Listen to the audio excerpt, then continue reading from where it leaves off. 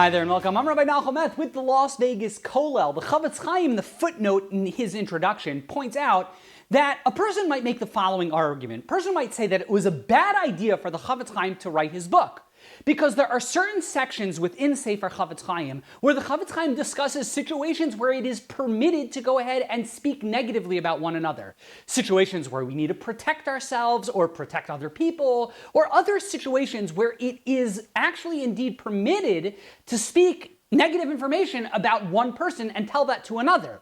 And a person might go ahead and think that, well, that's a bad idea for the Chofetz Chaim to publish this book because it includes those leniencies, and it's very likely that there are going to be some people who are out there who are really looking to abuse the Sefer and abuse these leniencies and to misapply them and to apply them in situations which are not warranted, situations where you're not allowed to speak negatively about one another, and sometimes a little bit knowledge is worse than no knowledge at all. And a person might argue that it would have been better off for the Chofetz Chaim not to publish his work, because now you're going to have people who are going to read the Chofetz Chaim's work, find those sections that have certain leniencies, situations where it is permissible to speak negatively about one another, and will go and will misapply them and abuse the Sefer and abuse the Chofetz Chaim's work, and people will go ahead and be more lenient and say, and they'll attribute their leniency and apply it and say, well, the Chofetz Chaim writes that there are certain situations where it's okay to speak negatively about one another,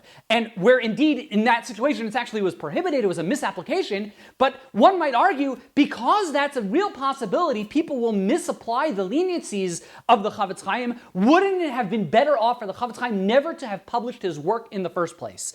The Chofetz Chaim points out it's actually a very good argument. However, we find in the Talmud similar rabbis who had similar apprehensions about teaching certain laws that involved certain leniencies, because they too are concerned that people would misapply the leniencies in situations that actually don't warrant those lenient rulings. And there's a certain concern and hesitation that rabbis throughout the ages have had about teaching law in general, because people might misapply leniencies.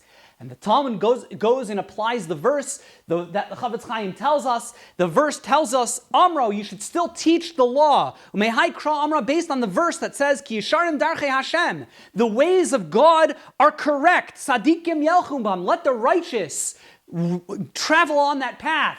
The end of the verse is, Uposhim yikashlu bam, and those who are wicked, those who will go ahead and sin, they'll stumble on the law. And the Talmud tells us it's therefore appropriate to teach law, to teach the halacha, even though there might be people who go and misapply it. Nonetheless, it's still appropriate to teach the halacha, because hopefully the majority of people will understand the permissible situations, the leniencies, and they won't misapply them and justify what otherwise is lashon hara.